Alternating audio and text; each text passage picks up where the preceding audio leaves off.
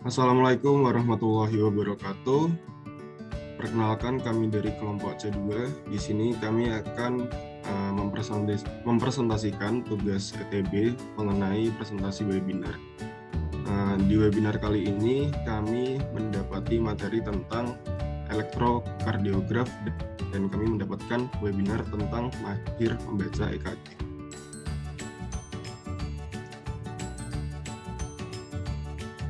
Untuk anggota kelompoknya sendiri, yang pertama ada Riris Setiadini dengan NIM akhir 034, lalu ada Syafira Tasyawe dengan NIM akhir 041, dan Muhammad Raihan Damar dengan NIM akhir 036.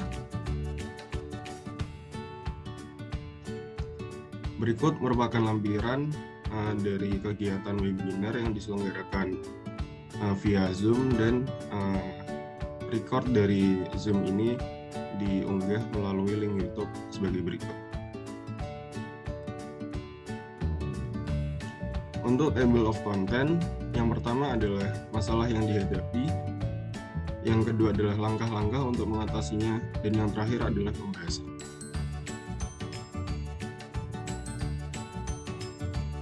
Yang pertama adalah masalah yang dihadapi.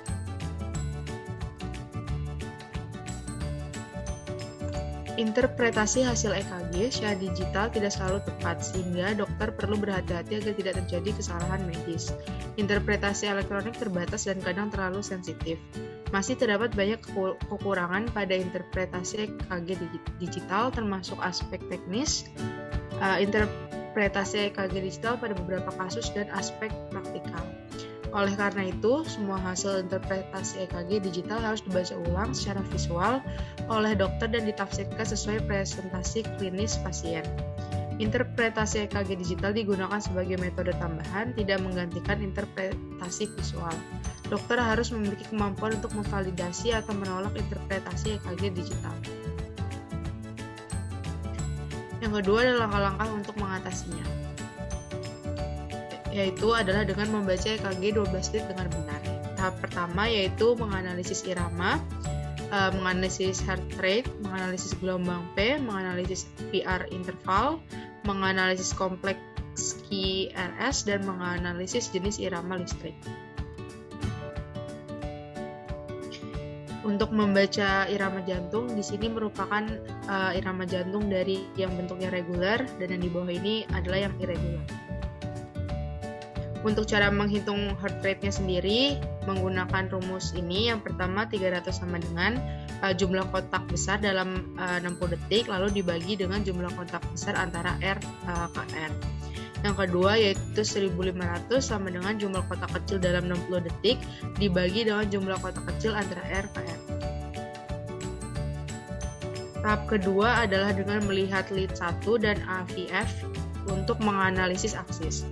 Dan yang tahap ketiga adalah melihat semua lead untuk menganalisis ada tidaknya gambaran iskemik atau ISFA. Lalu tahap keempat melihat sadapan bipolar dan unipolar prekordial kanan dan kiri, yaitu lead 1, 2, V1, V2, V5, dan V6. Untuk menganalisis ada tidaknya gambaran dilatasi atau pembesaran atrium dengan melihat sadapan bipolar, yaitu dengan melihat lead 1 atau 2. Yang kedua untuk menganalisis ada tidaknya gambaran hipertrofi ventrikel kanan dengan melihat V1 atau V2, dan hipertrofi ventrikel kiri dengan melihat V5 atau V6. Selanjutnya tahap kelima adalah melihat sadapan unipolar prekordial yaitu lead V1 sampai V6 untuk menganalisis ada tidaknya gangguan elektron.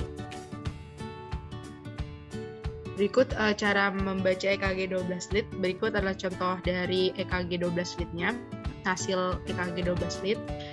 EKG terekam dengan baik di mana lead AVR bernilai negatif sedangkan lead 1 bernilai positif. Dengan standar perekaman yang sudah sesuai yaitu kecepatannya 20 mm/s dengan voltage 10 mV. Dari gambar EKG 12 lead di atas dapat diketahui beberapa informasi. Yang pertama, iramanya itu regular, heart rate-nya bila dihitung ada 28, gelombang P-nya normal, PR intervalnya juga normal, kompleks QRS-nya normal. Terus untuk aksisnya lead satunya positif, AVF-nya positif dinyatakan normal. Jenis jantungnya sinus P yang diikuti oleh kompleks QRS normal. Pemacu utama dari SA node dan pembesaran atrium pada lead 1 tidak ada. Ya, selanjutnya hipertrofi ventrikelnya tidak ada, gangguan elektrolitnya tidak ada. Iskemiknya ST elevasi pada lead 23 AVF dan ST depresinya pada lead AVF. Dan untuk kesimpulannya adalah STEMI inferior RCA atau right coronary artery.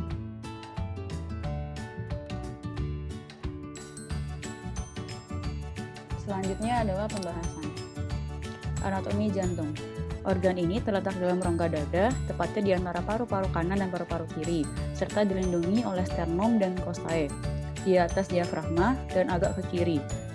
Untuk ukuran jantung kurang lebih sebesar kepala tangan orang dewasa atau sekitar 300 gram.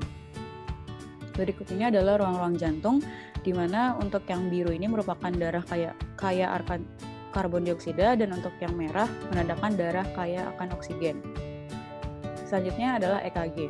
Untuk elektrokardiografi merupakan ilmu yang mempelajari aktivitas listrik jantung, sedangkan untuk elektrokardiogram merupakan suatu grafik yang menggambarkan rekaman listrik jantung.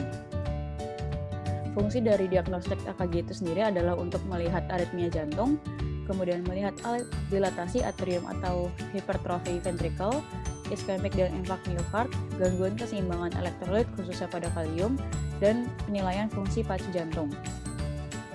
Berikut ini adalah sistem konduksi di mana untuk SA node itu berkisar 60 hingga 600 per menit, untuk arterial muscle itu 55 hingga 60 per menit, AV node 45 hingga 50 per menit.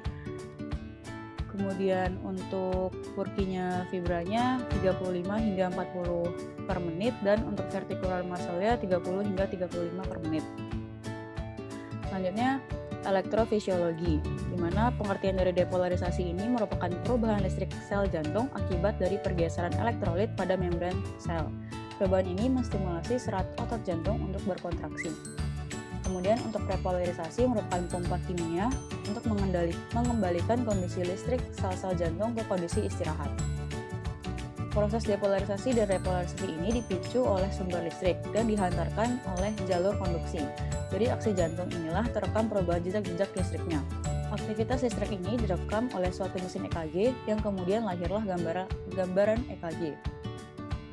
Berikut ini adalah segitiga Einthoven, di mana apabila sedapannya searah dengan sumbu jantung atau searah dengan arus listrik jantung, maka nilainya positif dan berlaku sebaliknya.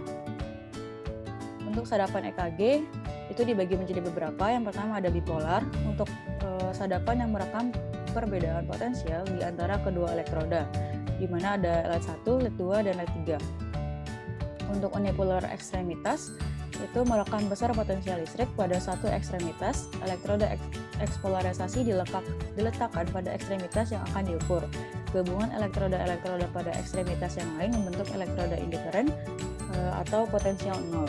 Kemudian untuk unipolar prekordial, itu untuk merekam besar potensial listrik jantung dengan bantuan elektroda ekspolarasi yang ditempatkan di beberapa dinding dada. Elektroda indiferen diperoleh dengan menggabungkan ketiga elektroda ekstremitas. Berikut ini adalah cara perekaman EKG, di mana untuk 6 elektroda sadapan dada masing-masing dihubungkan dengan kabel ke mesin, dan 4 elektroda sadapan ekstremitas ini dihubungkan ke alat dari ECG-nya itu sendiri. Selanjutnya adalah EKG normal. Nah, di sini terlihat titik P, yaitu atrial depolarization, lalu ada titik Q, lalu di puncaknya ada titik R, yaitu ventricular depolarisasi, lalu titik T adalah ventricular repolarisasi, lalu gelombang T adalah ventricular repolarisasi, dan terdapat biar interval dan QT interval. Untuk atrial depolarisasi dapat dilihat dari gelombang T, yaitu lebar kurang dari 0,12 detik, tinggi kurang dari 0,3 MV, selalu positif di lead 2 dan selalu negatif di lead AVR. Selanjutnya untuk PR interval dapat diukur dari awal gelombang P sampai awal gelombang Q. QRS. Untuk PR interval normal yaitu berkisaran antara 0,12 sampai 0,20 detik. Untuk ventricle depolarisasi, normalnya berkisaran di lebar 0,06 detik sampai 0,12 detik. Untuk tinggi tergantung dari lead-nya, lalu gelombang QRS terdiri dari gelombang Q, gelombang R, dan gelombang S. Untuk ritma sinus yang terdapat pada gambar, iramanya adalah reguler dengan heart rate sebesar 60 sampai 100 kali per menit. Untuk gelombang P-nya normal, PR interval normal, kompleks QRS normal, dan setiap gelombang P selalu diikuti oleh QRS normal. Berikut merupakan gambar dari sinus takikardi, di mana iramanya reguler dengan heart rate 7 kali per menit dengan gelombang P yaitu tinggi 0,3 mV dan lebar 0,12 detik. PR intervalnya adalah 0,16 detik, kompleks QRS adalah 0,08 detik, dan setiap gelombang P selalu diikuti oleh kompleks QRS normal. Selanjutnya adalah sinus takikardi dengan irama reguler dan heart rate 46 kali per menit. Untuk gelombang P-nya dengan tinggi 0,2 mV dan lebar 0,08 detik. PR interval 0,12 detik dan kompleks QRS sama dengan 0,12 detik. Dan setiap gelombang P selalu diikuti oleh QRS normal.